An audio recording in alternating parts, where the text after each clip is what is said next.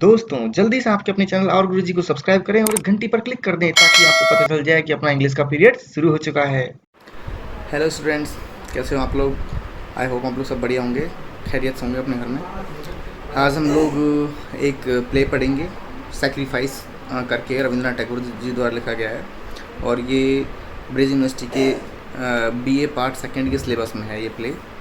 तो आज हम इसको थोड़ा समझेंगे डिटेल में स्टोरी। मैं इसको ऐसे ही आपको ऑरली बताऊंगा कि इसमें स्टोरी क्या है और इसमें कौन कौन से इंपॉर्टेंट ऐसे क्वेश्चंस हैं जो एग्ज़ाम में आ सकते हैं जिनको आपको प्रिपेयर करना होगा। तो वो सब हम डिटेल में बात करेंगे। पहले तो प्ले के बारे में थोड़ा देख लेते हैं कि ये 1917 में लिखा गया था। 1917 मतलब पब्लिश हुआ था ये, 1917 में पब्लिश हुआ था। ये रविंद्रनाथ टैगोर जी का बहुत ही फेमस प्लेज में से एक है ये। और आप कह सकते हैं कि ये इंडियन रिलीजन में जो सुपरस्टिशन अंधविश्वास है ना, उसके बारे में ये अच्छी तरह से डिटेल में बात करता है। मतलब उस पर एक तरह से व्यंग्य भी होता है, उस पर डायरेक्ट अटैक भी होता है। और सुपरस्टिशन तो जहाँ तक बात है वो आज भी हमारे यहाँ पे रिलीजन में एक तरह से उसका हिस्सा बना हुआ है। ठीक है, 100 साल पहले के मुकाबले आज थोड़ा कम हो गया होगा, पर सुपरस्टिशन अभी भी इंडियन रिलीजन में बहुत मिलेगा आपको। नॉट ओनली हिंदू रिलीजन, बाकी रिलीजन की बात कर रहा हूँ मैं। तो ये इस प्ले में भी सुपरस्टिशन पर मतलब मेन जो टॉपिक की जो पॉइंट है ना वो सेक्रीफाइस का है, क्योंकि टाइटल ही सेक्रीफाइस है, मतलब बलिदान देना। और बलिदान आपको पता है हमारे देवी देवताओं के रूपों को अक्सर दिया जाता है। मतलब किसी जानवर की बलि हो सकती है या फिर कोई भी ऐसी चीज़। सब जगह ये नहीं है अब, मतलब पहले तो बहुत ज़्यादा हुआ करता था, अब कुछ कुछ जगह होता है। तो इस चीज़ पर उन्होंने 100 ईयर्स पहले ये प्ले लिखा था कि सेक्रीफाइसेस नहीं होनी चाहिए। मतलब कि एक जो भगवान होता है, एक गॉड है या गॉडेस है, वो प्रेम का प्रतीक मान सकते हो आप। वो प्रेम स्प्रेड करने के लिए, वो लव स्प्रेड करने के लिए, ह्यूमैनिटी को स्प्रेड करने के लिए, तो वहाँ पर हम लोग वायलेंस क्यों ला रहे हैं। मतलब क्योंकि जब किसी सेक्रीफाइस कर रहे हो आप किसी गॉड या गॉडेस को, तो सीधी सी बात आप वायलेंस कर रहे हो। और कोई भी गॉड या गॉडेस वायलेंस से खुश तो कभी नहीं होगा, तो उनको वायलेंस नहीं चाहिए, परंतु हम लोग वायलेंस करते हैं। आप कह सकते हो एक तरह से अंधविश्वास में आके या फिर किसी के बहकावे में आके, जो भी होता है कारण। तो ये प्ले जो है ना, ये सेक्रीफाइस, ये भी उन्हीं परंपराओं के ऊपर है जो बलिदान देने के मतलब फेवर में है। तो इसके ऊपर हम बात करते हैं, थोड़ा सा इसके डिटेल में स्टोरी में बता देता हूँ आपको कि इसकी स्टोरी क्या है। तो देखिए, प्ले जो है वो है त्रिपुरा किंगडम, यानी त्रिपुरा राज्य के महाराजा जो हैं गोविंदा है उनका नाम, उनके इर्द गिर्द घूमता है, उनके डिसीजन के इर्द गिर्द घूमता है, कहने का मतलब ये है। तो स्टोरी स्टार्ट होती है कि त्रिपुरा राज्य के में फेमस काली का मंदिर है, काली माता का मंदिर है। उसमें उसका जो पुजारी है, मुख्य पुजारी, उसका नाम है रघुपति, और उसका जो सेवक होता है वो होता है जय सिंह। सेवक भी बोल सकते हो उसको, एक तरह से उसका गोदी व पुत्र भी बोल सकते हो। तो रघुपति तो कौन है, पुजारी, और जय सिंह कौन है, उसका सेवक बोल सकते हो। और राजा कौन है, गोविंदा। अब कहानी के स्टार्टिंग में क्या होता है कि जो गोविंदा है राजा, और उसकी जो रानी है गुणवती, उन दोनों का कोई बेबी नहीं है, कोई बच्चा नहीं है। तो क्या होता है, रानी गुणवती इस बात से बहुत परेशान होती है और वो एक तरह से कुछ बलि देने वाली होती है काली माता को। बलि, उसने बलि का ऑर्गेनाइज मतलब सेक्रीफाइस का इंतज़ाम कर रखा होता है। और उसकी बलि, जो चीज़ें मतलब जिन जानवरों की, प्राणियों की उसको बलि देनी है, वो अभी आ रहे होते हैं मंदिर में, अभी पहुँचे नहीं हैं। इतने में एक लड़की होती है, उसका नाम अपर्णा होता है, वो राजा को लेके मंदिर पहुँच जाती है, क्योंकि उसकी शिकायत होती है कि अपर्णा जो है वो लड़की, उसकी बकरी है ना, उसको उठा लाए हैं यहाँ पर बलि देने के लिए। तो राजा क्वेश्चन करता है उससे, जय सिंह से, जो सेवक है रघुपति पुजारी का, कि इसकी बकरी कहाँ है, उसको लौटा दो। तो जय सिंह बोलता है कि हमको नहीं पता कि कौन, मतलब बलि जो आती है वो कहाँ से आती है, किसकी होती है, हमारे यहाँ सीधी बलि चढ़ जाती है, मतलब आती है। तो इतने में वो विलाप करने लगती है लड़की, अपर्णा रोने लगती है कि मेरी बकरी, उसको उठा लाया है, वो पता नहीं कैसे होगी, उसको मार दिया जिंदा है, जो भी है उस तरह से। तो जय सिंह बोलता है, उसको शांत करने की कोशिश करता है कि तुम ऐसे रो मत, उसे माता ने अपनी गोद में ले लिया है, वो माता की हो गई है। तो वो उस बात को अपोज करती है कि उसकी कोई मदर नहीं है, उसकी सिर्फ एक ही मदर है, वो मैं हूँ, क्योंकि मैं उसे खिलाती हूँ, पिलाती हूँ, प्यार करती हूँ। मैं थोड़ा भी घर आने में लेट हो जाती हूँ तो वो भूख के मारे चिल्लाती रहती है, तो मैं ही केवल उसकी एकमात्र मदर हूँ और उसकी कोई मदर नहीं है। और तो जब इस बात पर जय सिंह बोलता है कि उसको माता ने ले लिया है, तो वो इसको, उसके लिए मतलब एक बहुत ही बोल सकते हो कि मेन लाइन जो प्ले की है वो बोलती है कि ये कौन सी माता है जो किसी का खून ले रही है। मतलब खून कौन लेता है, खून तो राक्षस लेते हैं, ये किसी का ब्लड चाह रही है, तो ब्लड लेने वाली कोई गॉडेस नहीं हो सकती, वो तो एक डीमन है, वो कौन है, एक राक्षस है। तो वो ऐसा मतलब जवाब देती है अपर्णा, जो लड़की है वो एक बैगर गर्ल है, एक्चुअली भिखारिन लड़की है जिसकी बकरी को ले आए और उसकी बलि चढ़ा दी गई है। अब मतलब बलि हो चुकी है उसकी, देखा जाए तो।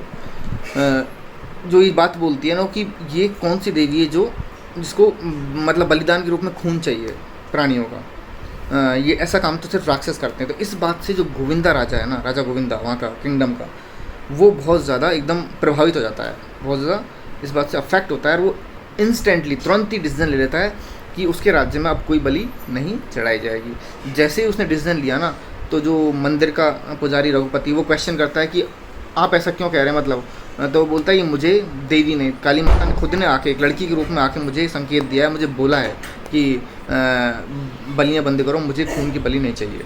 तो रघुपति बोलता है ये ऐसे, मतलब वो क्वेश्चन करते हैं कि देवी ने आपको आके क्यों बोला, मुझे आके बोलना था, पंडित तो मैं हूँ, मतलब एक तरह से उस मिनिस्टर लोग हैं वो भी इस पर सवाल उठाते हैं कि आपका अधिकार क्या मंदिर के अंदर भी चलता है क्या।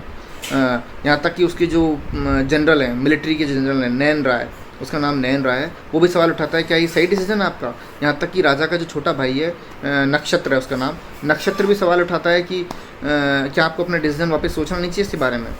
इस तरह से देखा जाए तो वहाँ सभी लोग, नक्षत्र हो जो कि उसका छोटा भाई है राजा का, या फिर नयन राय जो कि जनरल है, या फिर रघुपति जो कि पंडित है, और जयसिंह जो कि पंडित का सेवक है, वो सबके सभी सवाल उठाते हैं इस डिसीजन पे। पर राजा अटल रहता है, बोलता है ये फाइनल है और बस यही होगा, अब से मेरे राज्य में कोई बलि नहीं दी जाएगी, कोई खून खराबा नहीं होगा। अब ये घटना मेन चीज़ हो गई है। इतने में क्या होता है कि रानी की जो बलि आ रही होती है वो भी लौटा दी जाती है मंदिर से रघुपति के द्वारा। तो इस बात से रानी बड़ी गुस्सा होती है, वो बोलती है कि मेरी बलि किसने लौटाई, तो बोलती है आपके महाराजा ने ये डिसीजन लिया है, ऐसी ऐसी बात होगी, उन्होंने ऐसा कानून बना दिया है। तो वो राजा के पास जाती है और खरी खोटी सुनाती है राजा गोविंदा को, गुणवती, कि आप माता के अगेंस्ट में क्यों जा रहे हो, मदर के अगेंस्ट, आप क्यों उसका श्राप लेना चाहते हैं, ऐसी मतलब बातें उसको इमोशनली ब्लैकमेल करने की कोशिश करती है। परंतु राजा अटल है कि तुम कुछ भी सोचो, मेरा डिसीजन फाइनल है। ठीक है, अब रघुपति क्या है, इसमें दो चीज़ें हैं। एक तो ये कि रघुपति को एक तो बलि नहीं आ रही क्योंकि वो ब्राह्मण है, तो उसमें वो ब्राह्मण धर्म को, एक तरह ब्राह्मणिज्म, ब्राह्मण कास्ट को, उनकी एटीट्यूड को दिखा रहा है। वो बोल रहा है कि ये तो हमारा अधिकार है, राजा तो हमसे नीची जात का है, हम तो ऊंची जात के हैं। उसका कैसी हिम्मत, उसकी हिम्मत कैसे होगी कि वो हमारे काम के बीच में दखल दे सके। उसको चिड़ मची हुई एक तरह से। एक तरफ तो ब्राह्मण कास्ट के अधिकार की बात करता है, दूसरी तरफ वो क्योंकि उसकी इनकम भी कुछ हद तक जुड़ी हुई है इस चीज़ से, तो उधर भी वो क्वेश्चन उठा रहा है। तो कुल मिला के वो षड्यंत्र रचना शुरू होता है यहाँ से। वो अलग अलग लोगों को इन्फ्लुएंस करना शुरू करता है, मतलब उनको प्रभावित करने की कोशिश करता है, अलग अलग लोगों को, जो भी राज्य के जो प्रभावी लोग हैं, ताकि वो राजा के डिसीजन को चेंज करवा सके। तो देखिए उसमें वो किस किस को, पहले तो रानी गुणवती को भड़काने की कोशिश करता है कि आपके पति क्यों दुश्मनी मोल लेना चाहते हैं मदर से, यानी माता से। तो उसकी वाइफ मतलब गुणवती जाके राजा को मनाने की कोशिश करती है, पर राजा नहीं मानता। फिर वो क्या करता है, वो एक चालाकी रास्ता है, वो नयन राय जो जनरल है उससे बोलता है कि तुम्हारे तो पूर्वज हमेशा से माता की सेवा कर रहे हैं, तो क्या तुम उस सेवा का कर्ज नहीं चुकाओगे। तो नयन राय बोलता है बिल्कुल चुकाऊंगा, बताइए मैं क्या कर सकता हूँ। तो रघुपति बोलता है कि तुम जाओ और राजा के खिलाफ विरोध करो और उसको मारो, उसको मार दो मतलब। तो इस बात, जैसे ये बात सुनता है तो नयन राय बोलता है ठीक है मैं माता के लिए कुछ भी कर सकता हूँ, परंतु माता में हमारा एक विश्वास क्यों, मतलब माता और हमारा रिश्ता विश्वास का भी है। तो जब हम उन पे विश्वास करते हैं तो मैं राजा पे भी विश्वास करता हूँ। मतलब कहने का मतलब बोलता है कि मेरा राजा का रिश्ता भी ट्रस्ट का है, मैं भी उस पर लॉयल हूँ, मतलब स्वामी भक्ति वाला रिश्ता हमारा भी। तो मैं कैसे राजा के खिलाफ जाके, मतलब कैसे उससे दगा कर सकता हूँ। इस बात पे जयसिंह सहमत होता है बिल्कुल, जो रघुपति का सेवक होता है, पर रघुपति इस बात पर बिल्कुल सहमत नहीं होता। तो फिर वहाँ से नयन राय चला जाता है ये बात सुन के, परंतु वो राजा का अगेंस्ट नहीं जाना चाहता, मतलब बात ये है, वो रघुपति की बात नहीं मानता। फिर रघुपति क्या करता है, नक्षत्र को पकड़ता है, नक्षत्र जो राजा का छोटा भाई है, और वो क्या करता है, नक्षत्र से बोलता है कि मुझे देवी ने दर्शन दिए हैं और उसने बोला है कि तुम राजा बनने वाले हो, मतलब उसको भड़काने की कोशिश करता है कि तुम राजा बनने वाले हो। तो नक्षत्र बोलता है ऐसे कैसे हो सकता है, मैं कैसे राजा बन सकता हूँ। तो रघुपति बोलता है कि नहीं तुम राजा बनने वाले हो, परंतु देवी की शर्त है कि मतलब उसे राजा का खून चाहिए, तभी तुम राजा बनोगे। तो वो बोलता है कि राजा का खून, मतलब इसका क्या मतलब है। तो बोलता है कि मतलब तुम्हें राजा गोविंदा को मारना होगा। तो एकदम इंस्टेंटली मना करता है, वो तो मेरे बड़े भाई हैं, मैं उनको कैसे हत्या कर सकता हूँ, ये तो मैं बिल्कुल नहीं करूँगा। फिर क्या होता है कि नक्षत्र बोलता है कि देखिए मैं तो मुझे नहीं राजा वाजा बनना, मैं खुश हूँ जिस पोस्ट पर मैं हूँ। तो वो बोलता है कि देखो सीधी सी बात है, देवी की डिमांड है कि उन्हें राजा का खून चाहिए, अगर तुम राजा का खून ला के देते हो तो फिर तुम्हें अपना खून देना पड़ेगा, तुम्हें मरना होगा। तो इस बात पे वो कंफ्यूज हो जाता है। तो फिर एंड में मान जाता है ठीक है मैं रेडी हूँ, बताइए मुझे क्या करना है। तो फिर वो नक्षत्र को उस वक्त तो भेज देता है कि तुम भी जाओ, मैं तुम्हें बता दूँगा बाद में क्या करना होगा। फिर इतने में जयसिंह वहाँ जाता है और सुन लेता है रघुपति की और नक्षत्र की बातें। तो जयसिंह बोलता है कि वो पिताजी बोलता है एक्चुअली रघुपति को कि पिताजी आप ये कैसा काम कर रहे हैं, मतलब ये क्या राजा का खून, ये क्या बात होगी, मतलब कहाँ, मतलब ये आप ऐसा पाप क्यों कर रहे हैं, मतलब एक भाई को दूसरे भाई के खिलाफ ऐसा क्यों कर रहे हैं, क्यों भड़का रहे हैं। तो उस बात पे रघुपति बड़ा गुस्सा हो जाता है, तुम मुझे पाप पुण्य सिखाओगे, मतलब इस तरह से मैंने तुम्हें पाला पोसा बड़ा किया है, वो सब चीज़ें उनकी बहस होती है उनके बीच में। और एट दी एंड जयसिंह बोलता है ठीक है आपको राजा खून चाहिए तो मैं ला के दूंगा, पर भाइयों को भाइयों से मत लड़ाओ आपस में। तो ठीक है रघुपति मान जाते, तुम ला के दे दो, मान जाते हो। अब इतने में क्या होता है, चंद्रपाल जो होता है ना, चंद्रपाल आता है और जो किंग गोविंद है उसको बताता है कि आपके खिलाफ कंस्पिरेसी यानी षड्यंत्र रचा जा रहा है, तो आपको सावधान रहना चाहिए, कोई भी आपको मारने की कोशिश कर सकता है। जयसिंह किंग गोविंदा के पास में आता है और उनसे बोलता है कि मुझे आपका खून चाहिए एक तरह से, मतलब मुझे देवी का आदेश मिला है। मतलब इतने में आवाज़ आती है, बोलते कौन सा आदेश, बोल पीछे बैकग्राउंड से आवाज़ आती है किसी की कि हाँ राजा खून चाहिए माता को। तो वो बोलते देखो माता बोल रही हैं राजा खून चाहिए। तो किंग गोविंदा बोलता है अरे ये तो मुझे रघुपति की आवाज़ लग रही है, तुम क्यों पागल बन रहे हो इसके पीछे। तो जयसिंह मतलब एक तरह से बोलता है कि ठीक है किसी की आवाज़ हो, पर देवी ने माध्यम बना के, मीडियम बना के ये मैसेज भेजा है। तो जयसिंह को समझाता है कि देखो सीधी सी बात है, मतलब समझाता है कि ये सब नाटक। फिर जयसिंह को होश आ जाता है, मतलब उसको पता लग जाता है कि मैं क्या गड़बड़ करने जा रहा था, मैं क्या मिस्टेक करने जा रहा था। और वो माता को माफ़ी मांगता है देवी से कि मैं इस राजा को मारने जा रहा था, तो आप ये हिबिस्कस के फूल ले लो, मतलब वो भी लाल कलर के होते हैं, कि खून के बदले ये लाल कलर के फूल आप स्वीकार कर लो। ठीक है, वहाँ से किंग गोविंदा चला जाता है। इतने में वहाँ रघुपति आता है और बोलता है जयसिंह से तुम तो गद्दार निकले, मैंने जैसे कहा वैसे तुमने किया नहीं, तुम तो गद्दार निकले, तुमने मुझे धोखा दिया है। इस बात पे फिर मुझे माफ़ कर दो फादर, बताओ मैं अपना पश्चाताप कैसे करूँ। तो बोलता है कि तुम देवी के चरणों में मतलब कसम खाओ, मतलब पैर छू के देवी के पैर कसम खाओगे तुम राजा खून जरूर लाओगे। उसको ज़बरदस्ती वो कसम दिलवा देता है। मतलब वो पूरा उसने क्या कर रखा है, रघुपति ने पूरा जोर लगा रखा है राजा को मरवाने के लिए, चाहे वो जयसिंह का इस्तेमाल ही करवा के क्यों ना हो। तो उस बेचारे जयसिंह को बुरी तरह फंसा रहा है और उसको मतलब ये काम करवाने के लिए वो उकसा रहा है उसको बार बार। वो बार बार उसको होश आता है और सही रास्ते पाता है, फिर उसको भटका देता है। फिर क्या होता है कि रानी गुणवती है, उसके मतलब राजा का एक प्रिय मतलब आप सकते हैं अडॉप्टेड बेटा भी है जिसका नाम है ध्रुव, मतलब एक तरह से प्यारा बच्चा है, वो राजा ने एक तरह से अडॉप्ट कर रखा है। वो राजा को बहुत ज़्यादा प्यारा है, गोविंदा राजा को बहुत ज़्यादा प्यारा है। तो गुणवती को वो खटकता है एक तरह से। तो गुणवती नक्षत्र से बोलती है तुम्हें नहीं लगता कि ये लड़का भविष्य में राज्य सिंहासन के लिए मतलब खतरा है, क्योंकि जो हमारा आने वाला बेटा होगा, मतलब खुद के लिए बोल रहा है, खुद का जो बच्चा होगा वो तो राजा बन ही नहीं पाएगा, क्योंकि राजा तो इसी को बना देंगे, जो राजा गोविंदा है वो तो इसको सिंहासन बैठा देंगे। तुम्हें नहीं लगता तुम्हारी जनरेशन के लिए खतरा है, मतलब तुम्हारे बच्चे हों वो कभी राजा बन पाए तो उनको ये बनने नहीं दे। एक तरह से वो नक्षत्र को भड़का देते हैं गुणवती कि ये लड़का जो ध्रुव है ना, ये तुम्हारी जनरेशन मतलब तुम्हारे ख़ानदान के लिए ठीक नहीं है, ये राजा बन जाएगा, तुम लोग रह जाओगे, बात ये है। तो इस बात पे नक्षत्र बोलता है कि हाँ मैंने भी सोचा तो है कि मुझे भी पसंद नहीं आता जितना राजा ने इसको लाड प्यार कर रखा है, ये बात मुझे भी नहीं पसंद आती है। जो राजा का भाई नक्षत्र वो क्या करता है, वो सोचता है कि ये भी तो एक तरह से रॉयल ब्लड ही हो गया, तो क्यों ना इसकी बलि चढ़ा दी जाए। तो दोनों इस बात पर सहमत हो जाते हैं, ठीक है इस ध्रुव बच्चे की बलि चढ़ा दो और मेरे नाम से चढ़ा देना। गुणवती बोलती है मेरे नाम से देवी को इसकी बलि चढ़वा देना। अब नक्षत्र उस बच्चे को ले जाता है रघुपति के पास में और बोलता है लो मैं तुम्हारे लिए इंतज़ाम कर लाया हूँ रॉयल ब्लड का, इसकी बलि चढ़वा दो। अब वो बोलते ही जल्दी ये काम कर दो वरना कोई ना कोई आ जाएगा। इतने में कोई आवाज़ सुनाई देती है नक्षत्र को, बोलता कोई तो आ रहा है, जल्दी ये काम कर लो। फिर बोलता है रघुपति बोलता है कोई नहीं आ रहा है, परंतु बोलता है कोई आ रहा है। इतने में वहाँ गोविंदा राजा पहुँच जाता है अपने अटेंडेंट के साथ में, अपने लोगों के साथ में। मेरे लॉ के अगेंस्ट में जाके तुम यहाँ पर वो काम कर रहे हो और इतना घिनौना काम कर रहे हो, मैंने मना किया उसके लिए, वो बच्चे को पकड़ के ले आए हो। तो वो तुरंत सजा सुना देता है कि 8 साल के लिए रघुपति को राज्य से बहिष्कार कर देता है। मतलब बोल देता है कि तुम मतलब 8 साल से तुम यहाँ राज्य से बाहर रहोगे, तुम्हारा बहिष्कार कर दिया जाता है, बैनिशमेंट देता है उसको, मतलब बैनिश कर देता है। और नक्षत्र को भी वो 8 साल के लिए राज्य से बाहर करता है, उसके छोटे भाई को भी। रघुपति वहाँ से जाते जाते जयसिंह से बोल देता है मतलब कि अब ना तो मैं तुम्हारा फादर रहा, ना मैं तुम्हारा गुरु रहा, कुछ नहीं रहा, मैं कुछ भी नहीं हूँ। मतलब उसको इमोशनली एक तरह से ब्लैकमेल करने की कोशिश करता है। तो जयसिंह बोलता है कि मैं अपने सारे मतलब कर्ज अदा करूँगा आपको, मतलब वो खुद ही आगे से बोलता है मैं राजा का खून ले आऊँगा, इस तरह से मतलब वो रघुपति की तरफ जयसिंह अपनी वफादारी शो करने की कोशिश करता है।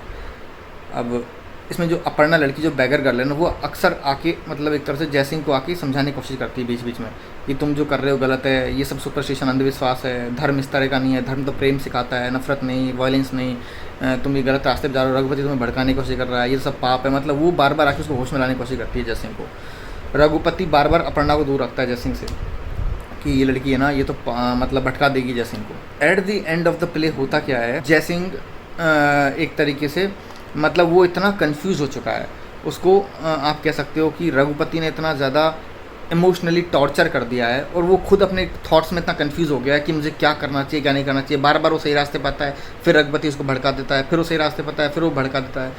इस तरह से एट द एंड होता क्या है, वो खून तो अर्पित करता है माता को, पर वो खुद ही की हत्या कर लेता है, एक तरह से खुद ही को मार देता है। राजा गोविंदा उस वक्त आता है मंदिर में और वो रघुपति के सामने खुद को मार लेता है, वहाँ खून खून हो रहा होता है। तो रघुपति मतलब वो आके पूछता है गोविंदा रघुपति से, किसका खून है? तो बोलता है कि ये मेरे प्यारे मतलब जयसिंह ने अपनी खुद की बलि दे दी है, इस तरह से वो बताता है।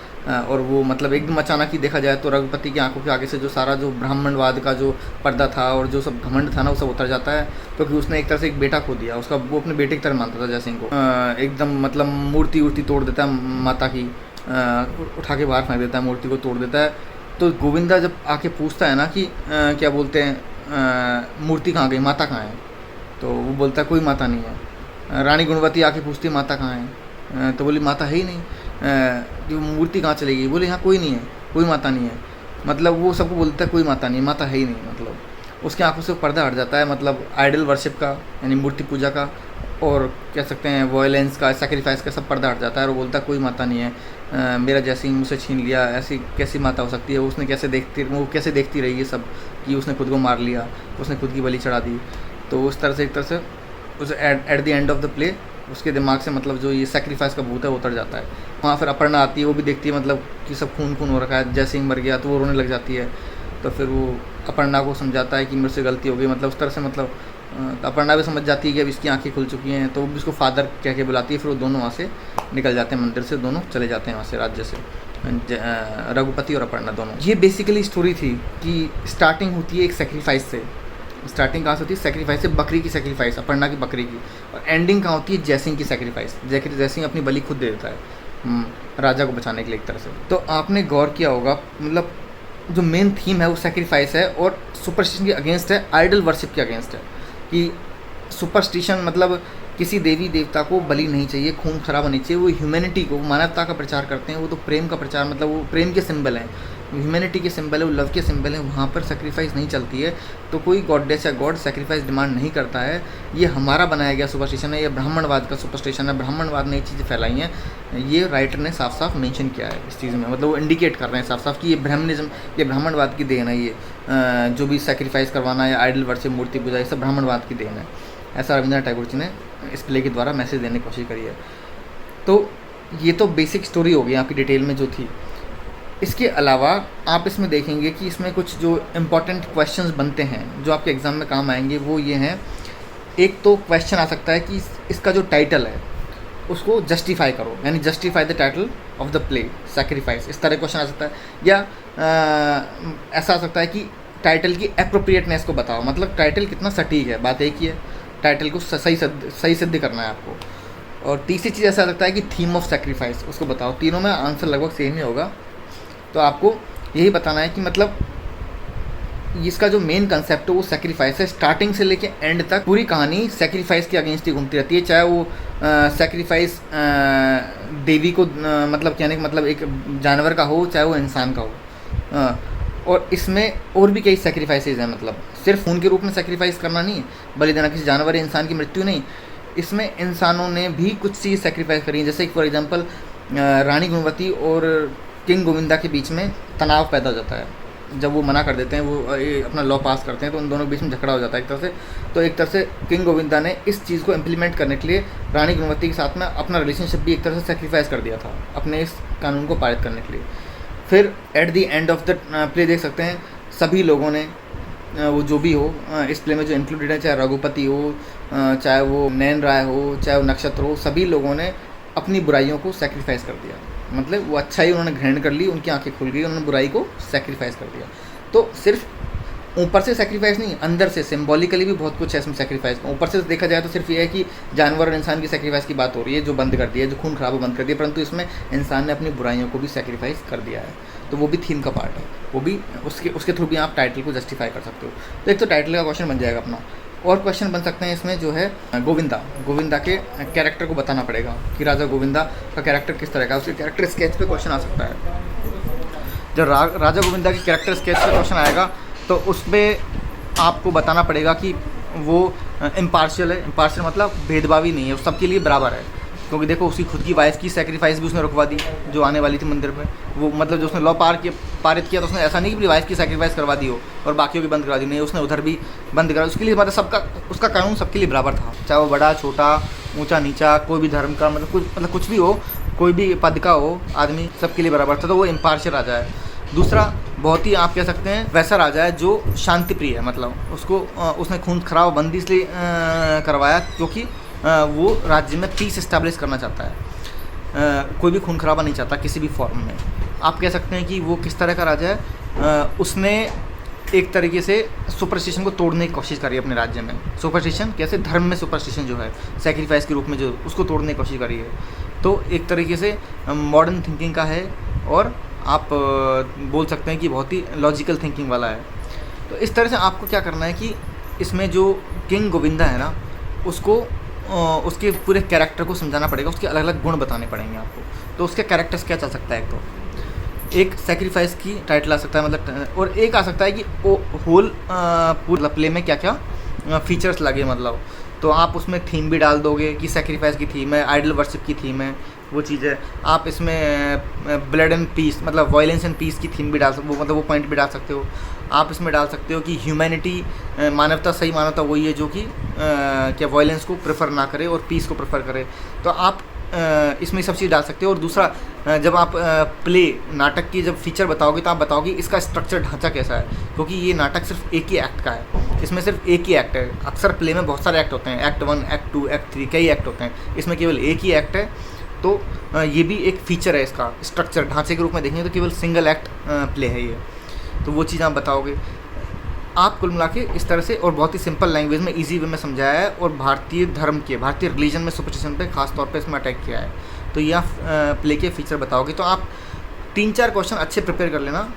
प्ले के फीचर, किंग गोविंदा का कैरेक्टर स्केच, प्ले का टाइटल, प्लस आप एक क्वेश्चन और प्रिपेयर कर सकते हो कि वायलेंस और पीस, इन दोनों की थीम ये भी इसमें काफ़ी, क्योंकि बहुत क्लियर कट ऊपर निकल के आ रही है तो वो भी इम्पोर्टेंट हो जाती है। तो वो भी आप प्रिपेयर कर सकते ना, मतलब कर लेना।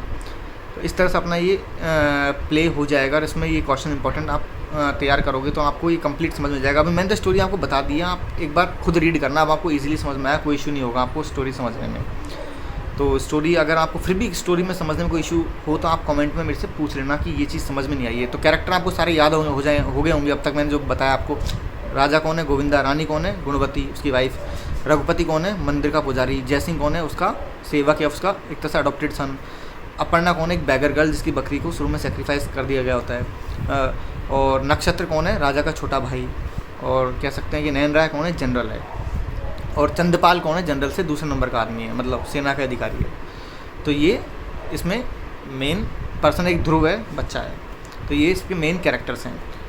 तो हाँ, एक चीज़ और है, अगर क्वेश्चन आ जाए कैरेक्टराइजेशन पर, यानी ये पूरे के पूरे प्ले में सिर्फ एक किसी पर्सन के कैरेक्टर पे नहीं, पूरा प्ले के कैरेक्टराइजेशन पे भी क्वेश्चन बन सकता है कि सारे कैरेक्टर्स को समझाइए। तो आप थोड़ा थोड़ा सभी कैरेक्टर्स के बारे में लिखेंगे कि किसका व्यवहार कैसा है। जैसे मतलब किंग गोविंदा का एक अच्छा राजा है, मतलब शांतिप्रिय राजा है, एक लॉजिकल रेशनल थिंकिंग वाला राजा है ना। रानी गुणवती थोड़ी सेल्फिश है, खुद की मतलब स्वार्थ में वो थोड़ी सी मतलब राजा का अगेंस्ट में चली जाती है। रघुपति पूरी तरह से एक तरह से खुद की आधिपत्य, मतलब धर्म में खुद का आधिपत्य जमाने के लिए ब्राह्मणवाद, कास्टिज्म, आइडल वर्शिप, इस सबको बढ़ावा देने वाला है ना। ये सब चीज़ें हैं। और बाकी नक्षत्र वैसे तो अपने भाई के प्रति ओबीडियंट है, परंतु वो भी जल्दी बहक जाता है दूसरों की बातों में।